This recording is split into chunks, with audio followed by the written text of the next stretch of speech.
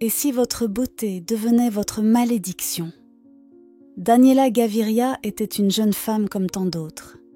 Une agente de circulation discrète dans les rues bruyantes de Pereira, en Colombie. Chaque jour, elle enfilait son uniforme vert et jaune fluorescent, se postait au carrefour embouteillé et dirigeait les véhicules avec calme et détermination.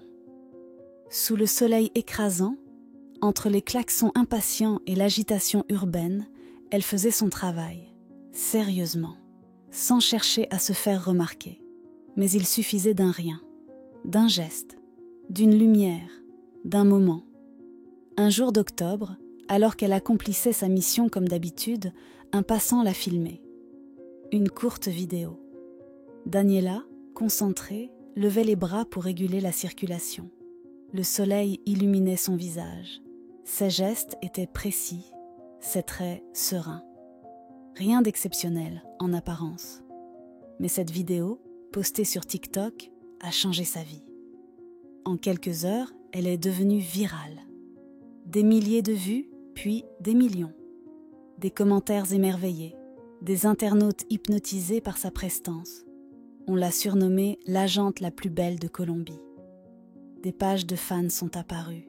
Les marques ont commencé à la contacter. Les médias locaux en ont fait un sujet. Son compte Instagram, jusque-là confidentiel, a explosé. Partout, on parlait d'elle. Daniela est passée du silence de l'anonymat au vacarme numérique de la célébrité. Mais dans cette lumière soudaine, quelque chose d'invisible se tramait déjà. D'abord, elle a ressenti une fatigue étrange, une lassitude inhabituelle. Puis sont venues les douleurs, les raideurs dans les articulations, une lourdeur dans les jambes. Elle pensait que c'était le stress ou simplement les longues journées debout. Mais son corps changeait, lentement, puis brutalement. Son visage s'est creusé, sa peau s'est épaissie. Ses mouvements sont devenus difficiles. Ses cheveux sont tombés par poignées. Son reflet dans le miroir devenait méconnaissable. Le diagnostic est tombé comme un coup de massue. Sclérodermie systémique. Une maladie auto-immune rare et incurable. Son propre corps, disait-on, se retournait contre elle. Les tissus, les vaisseaux, les organes, tout était attaqué. Pour elle, c'était un mot nouveau. Une réalité brutale. Et pendant que les médecins parlaient de traitement, sur les réseaux, d'autres voix s'élevaient. Certains la soutenaient. Mais d'autres la jugeaient. Elle faisait la belle, maintenant elle se cache. Elle a dû faire quelque chose. Est-ce un simple hasard? Dans les rues de Pereira, une rumeur commençait à circuler. Un murmure d'abord, puis une vague. Et si cette maladie n'était pas naturelle? Et si quelqu'un, quelque part, avait voulu lui faire du mal? Autrement? Alors que Daniela tentait de comprendre ce qui lui arrivait, une rumeur glaçante prenait de l'ampleur.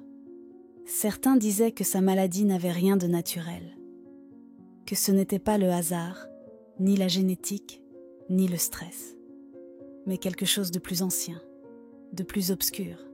La jalousie, disait-on, avait un visage, et parfois, elle trouvait refuge dans les rituels les plus inquiétants. Puis, une vidéo a circulé, une vidéo virale, une fois encore.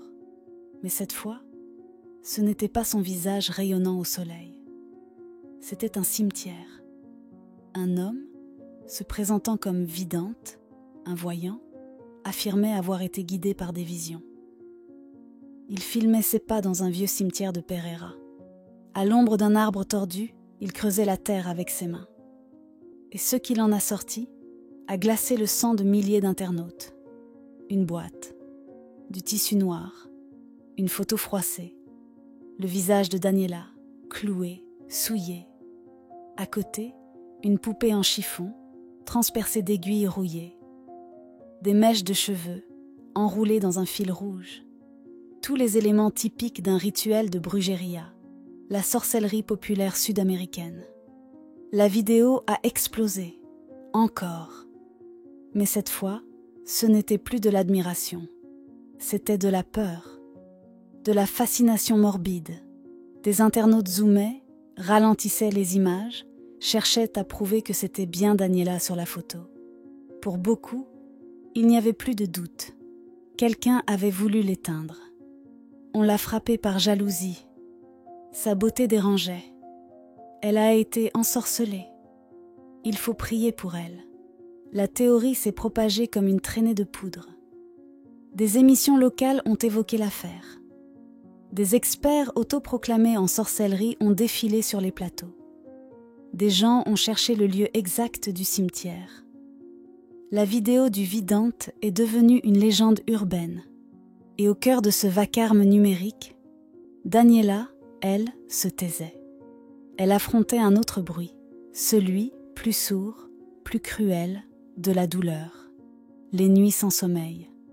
Les matins où elle ne pouvait plus se lever. Les jours où elle ne reconnaissait plus son propre visage.